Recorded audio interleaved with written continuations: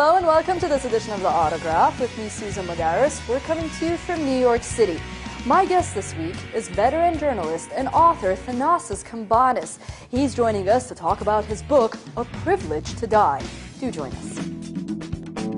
Veteran Middle East correspondent Thanassis Cambanis has written about the Middle East since 2003 for the Boston Globe, the New York Times, and Global Post. He has reported in Iraq and the Middle East since 2003, serving as Baghdad and Middle East bureau chief for the Boston Globe for 4 years. He teaches at Columbia University School of International and Public Affairs and the New School's graduate program in International Affairs. A Privilege to Die Inside Hizbullah's Legions and Their Endless War Against Israel is his first book. Cambanis follows a few Hizbullah families through the ups and downs of the 2006 war with Israel and the continuing preparations for another conflict, letting us listen in to Hizbullah members' intimate discussions at the kitchen table and on the battlefield. Cambanis' reporting puts a human face on the Party of God so we might understand the ideological and religious roots of today's conflict.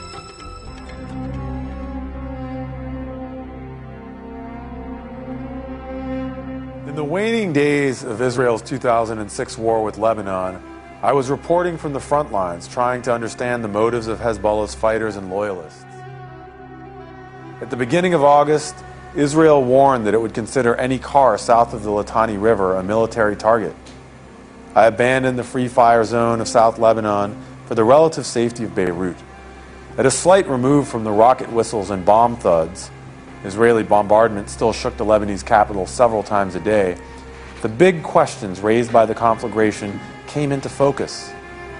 Israel and Hezbollah had fought many times before, but Hezbollah had now advanced a new idea whose destabilizing implications would persist long after this current conflict.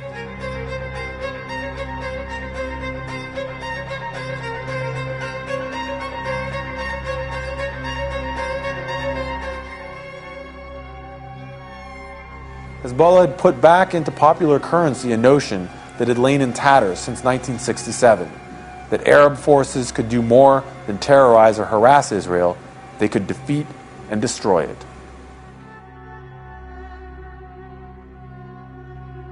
I had spent 3 years in the Arab world, mostly based in Baghdad, covering the sort of new politics that was emerging, especially as Shia parties began to take part in Iraqi politics. Everywhere I went as a journalist, the activists I talked to were constantly citing Hezbollah, the model for them of the kind of activism they wanted to do, the kinds of organizations they wanted to build, and the ideas that were really inspiring them. So I became more and more curious about really what Hezbollah was all about. We have a lot of misperceptions and sort of historical ideas about Hezbollah in the West that come from the 1980s when Hezbollah was taking American hostages and was being held responsible for the bombing of Marine barracks and the U.S. Embassy. But really, I had not much of a picture of what Hezbollah had become, and I was curious. So when war broke out in 2006 between Hezbollah and Israel, I immediately went to Lebanon, and my goal was to really learn as much as I could about not just about Hezbollah as a party, but as a popular movement. What the people inside Hezbollah believed and what they wanted.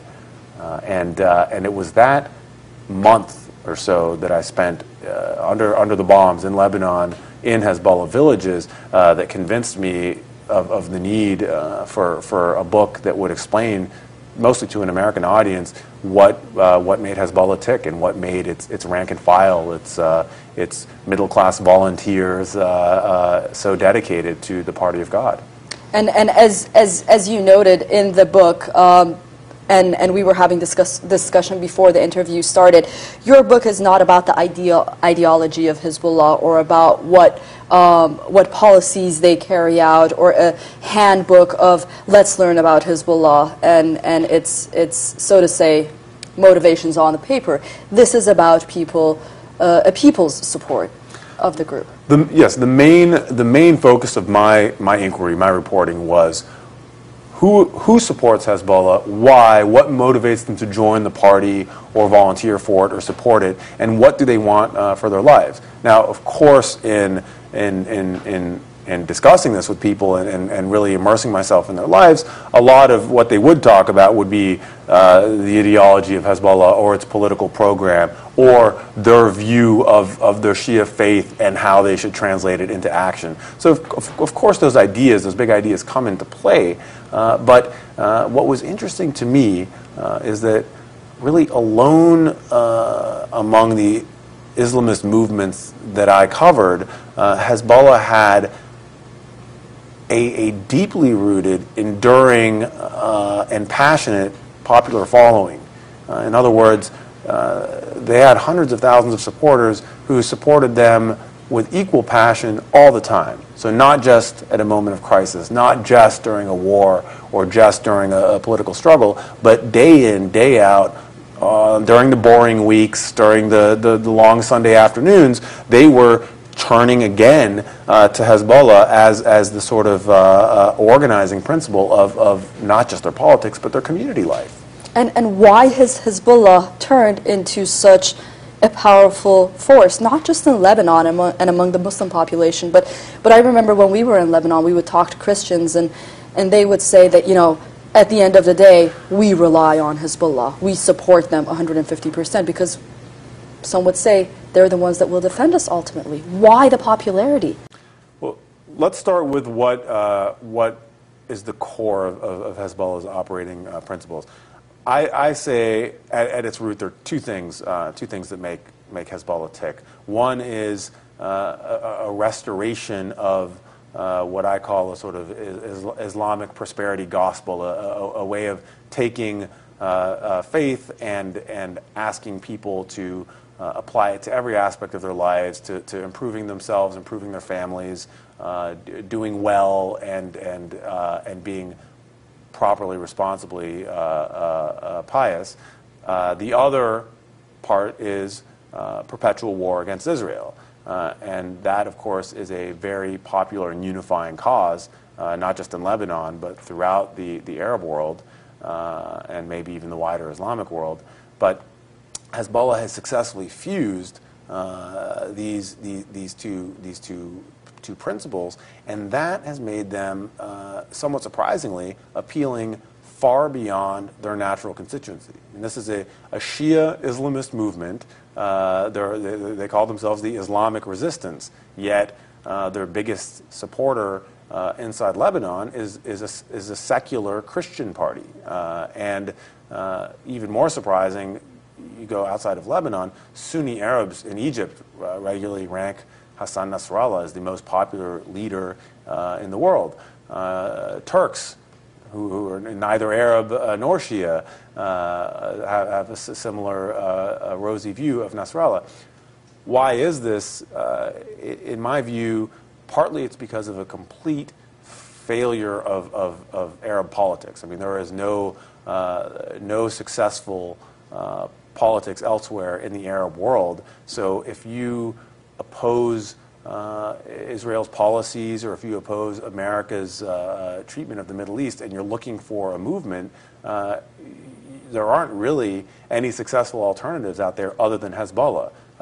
Any movements that have really successfully challenged Israel or the United States. And secondly, they're very popular because they've been successful. I mean, this is people like movements whose ideas work. And for the time being, I mean, Israel has actually been put on the defensive by Hezbollah in a way that no other movement in the Arab world has done. Hezbollah ended the Israeli occupation of South Lebanon in 2000.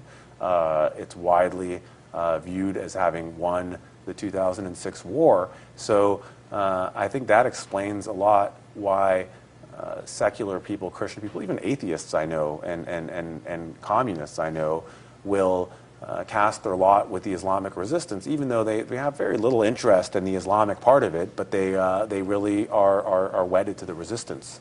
After the 2006 war with Israel, some believe that Hizbullah moved from strength to strength despite being labeled as a terrorist organization by Israel and sometimes the United States.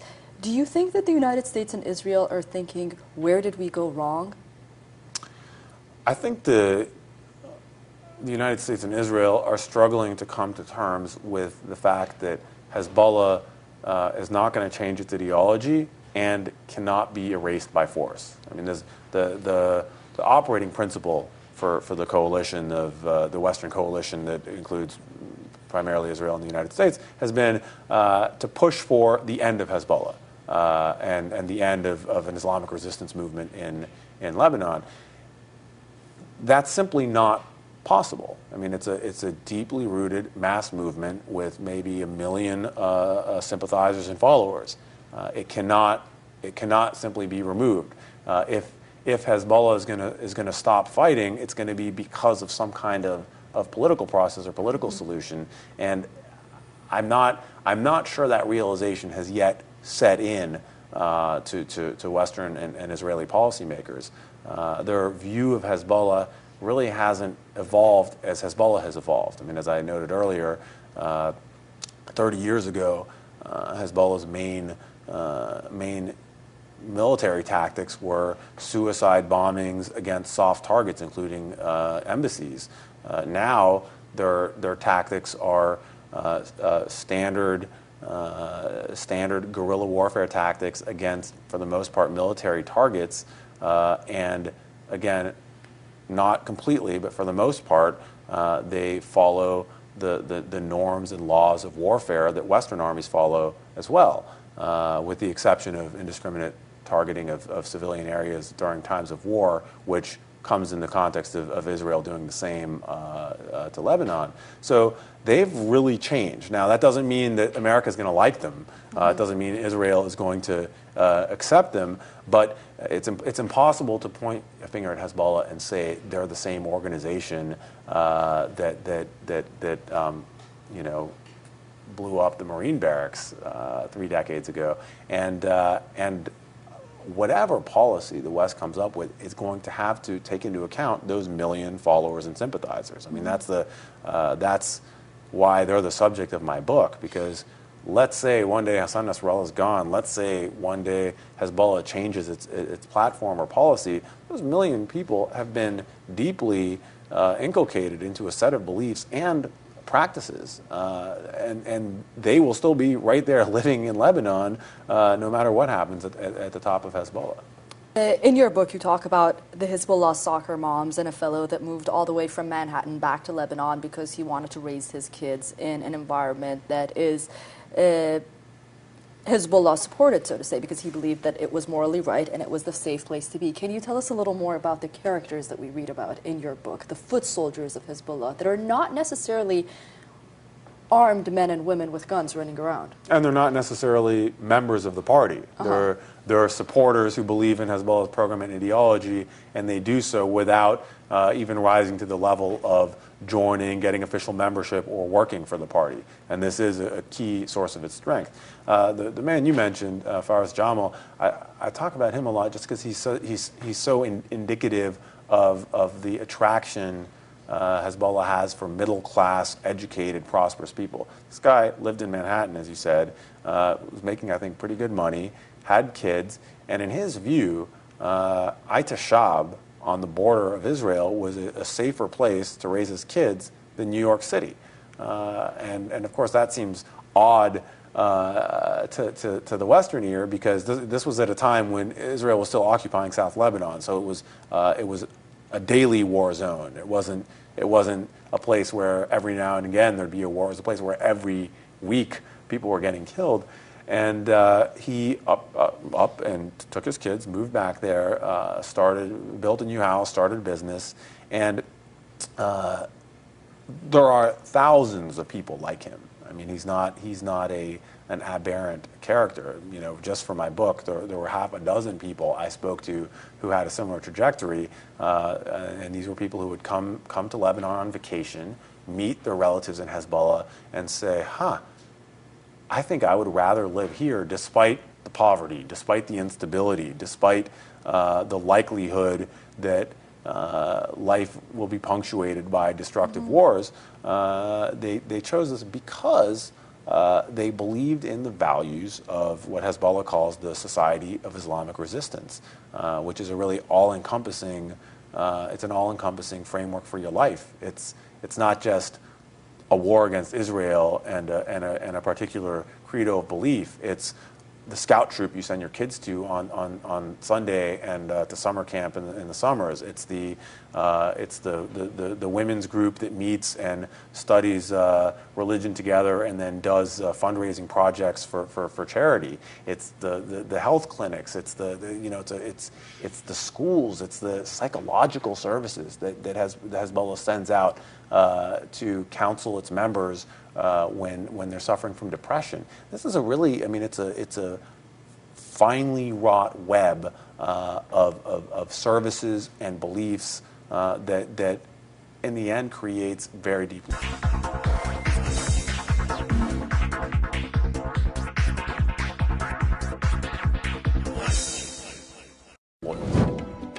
Part standing army, part political party, and part theological movement, the author writes Hizbullah is made up not just of unemployed young men, but also middle-class engineers, merchants, even nurses.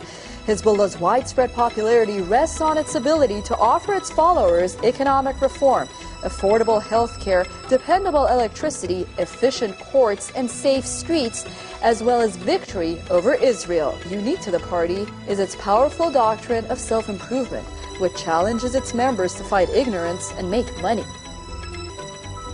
What are some of the misconceptions about Hizbullah in the West? Is it the diversity of this group that we seldom understand? Well, in my view, the biggest misconception about Hezbollah goes before what you mentioned. Is something much more basic, which is Westerners have a lot of trouble understanding this idea of martyrdom and willingness to die as something that exists in people who are not bloodthirsty, murderous fanatics. And this is sort of the peak of the Western misunderstanding. How is Hezbollah different than Al Qaeda? Right? I mean, this is a question I get all the time, and then people point to the title of my book, "Privilege to Die."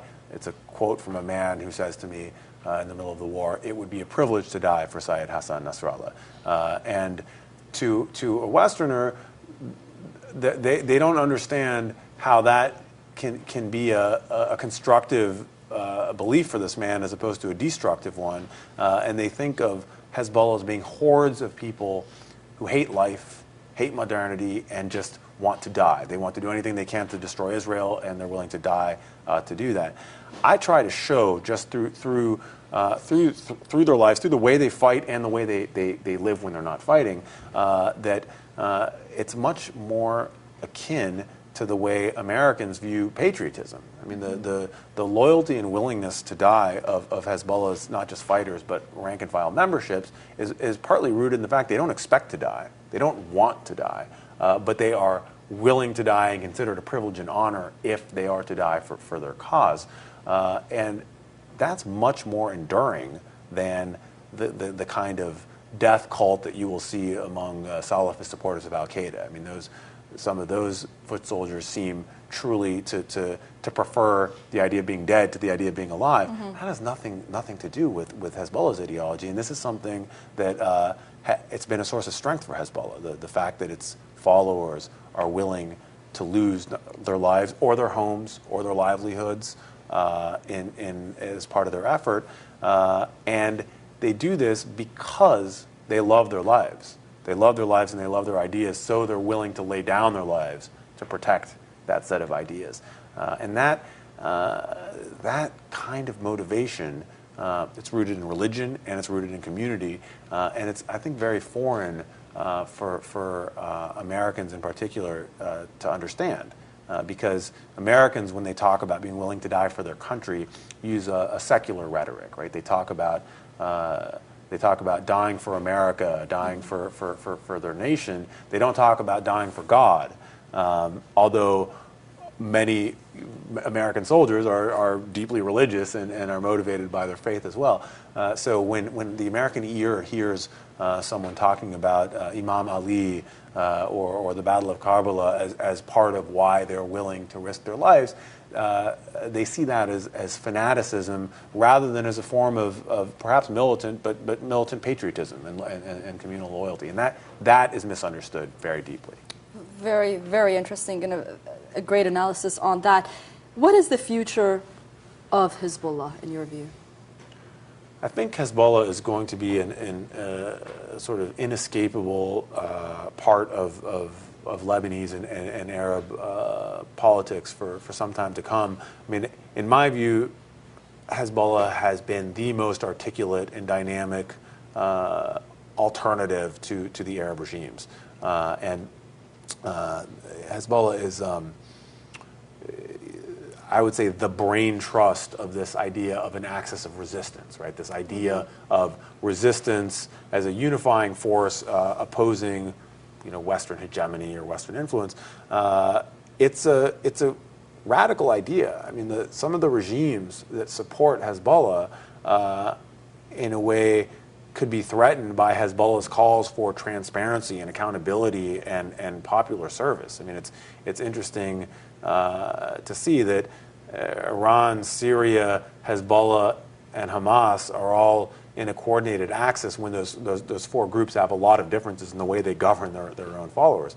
Hezbollah is going to be a big part of the story no matter what happens. Things could change, though, in serious ways in the future. Right now, Hezbollah is facing the specter of sectarianism. I mean, they are a Shia party that has positioned themselves as a unifying, non-sectarian force, but lots of Sunnis and lots of Christians in Lebanon still see them as a fundamentalist, even fanatical Shia Islamist party, and Hezbollah has taken some sectarian moves, including the fighting in the streets of Beirut in 2008, which even Ayatollah Fadlallah warned was a mistake, that was casting Hezbollah as a Shia party rather than as a national unifying party. So they face risks in that sense. They also face risks as geopolitics changes. I mean, the Hezbollah counts a lot on their alliances with Syria and Iran, and Syria and Iran have other interests as well. So it's possible that one day either or both of those governments, not that they would reject Hezbollah necessarily, but that they would hold it in a less close embrace, give it less support, and that would make Hezbollah weaker as a militia or as a regional player. And I think that is one of the things that Hezbollah has been planning for. They've been trying to increase their independent sources of funding. They've been trying to increase their ability to function and survive if their partners are forced to create some distance. That's all the time we have for this edition of The Autograph here on Press TV. Thank you for staying with us and watching. Remember, you can always send us your emails, questions, and comments to The Autograph at SusanMadaris.com. We're always looking forward to them. Until next week in another show from all of us here in New York City, goodbye.